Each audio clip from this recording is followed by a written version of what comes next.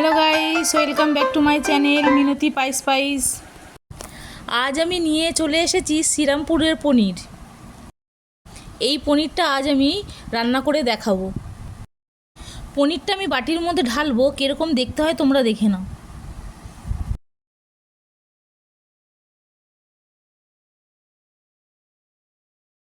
এখানে আমি পনিরটা ঢেলে নিয়েছি, আর পনিরটা ভাজাও আছে, আর সাইজেও অনেক বড় বড়। তোমরা এই শ্রীরামপুরের পনিরটা কে কে খেয়েছো কিংবা দেখেছো আমাকে কমেন্ট করে জানাও। এই পনিরের টেস্টটা অন্য পনিরের থেকেও সম্পূর্ণ আলাদা। গ্যাসে আমি কড়াই বসিয়ে দিয়েছি, কড়াই বসিয়ে দিয়ে তেল ঢেলে দিয়েছি। তেলটা গরম হয়ে গেলে তেজপাতা, গোটা গরম মশলা, জিরে ফোড়ন দিয়ে দিয়েছি। জিরে ফোড়ন দেওয়ার পর আমি পেঁয়াজটাকে দিয়ে ভালো করে লাল করে ভেজে আমি টমেটো কোচা, লঙ্কা কোচা, আদা গ্রেট দিয়ে আমি ভালো করে কষিয়ে নিয়েছি। মশলা তো আমি সব কষিয়ে নিয়েছি লাল লাল করে, টমেটো, কাঁচা লঙ্কা দিয়ে, আদা গ্রেট দিয়ে ভালো করে কষিয়ে নিয়েছি। আমার পুরো মশলা রেডি হয়ে গেছে। তারপর নুন দিয়েছি, হলুদ দিয়েছি, জিরের গুঁড়ো, ধনের গুঁড়ো, নুন, মিষ্টি দিয়ে আমি ভালো করে আবার কষিয়ে নিয়েছি। তোমরা মশলা দেখছো কষা হয়ে গেছে, নুন চিনিটা তোমাদের স্বাদ অনুযায়ী দিও। আর আমার মশলা পুরো রেডি হয়ে গেছে। রেডি হয়ে যাওয়ার পর আমি জল দিয়ে আবার একটু ভালো করে কষিয়ে আমি জল দিয়ে চাপা দিয়ে দিয়েছি।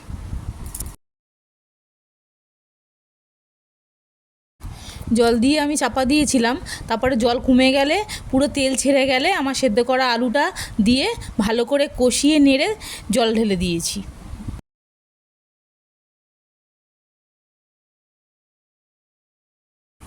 এখানে তো আলুগুলো দিয়ে ভালো করে কষিয়ে নিয়েছিলাম।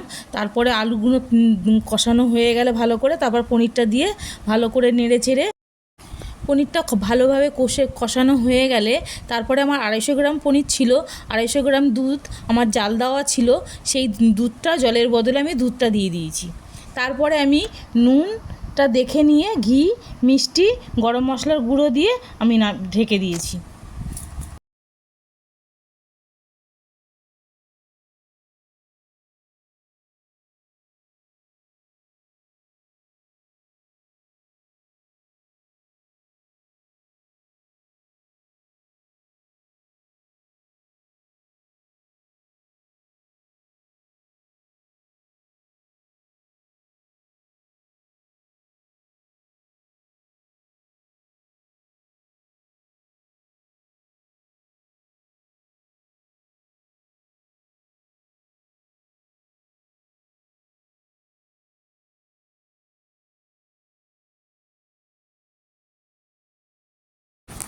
এখানে আমি চাপা দেওয়ার পর 10 মিনিট পর আমি ঢাকাটা খুলে নিয়েছি।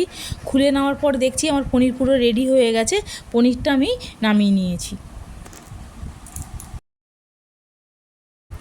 পনির আমার রেডি হয়ে গেছে। খেতেও খুব সুন্দর হয়েছিল, দেখতেও সুন্দর হয়েছিল। আমার ভিডিওটি ভালো লাগলে আমার চ্যানেলটি সাবস্ক্রাইব করে দেবে আর একটা লাইক দিয়ে দেবে। Thank you.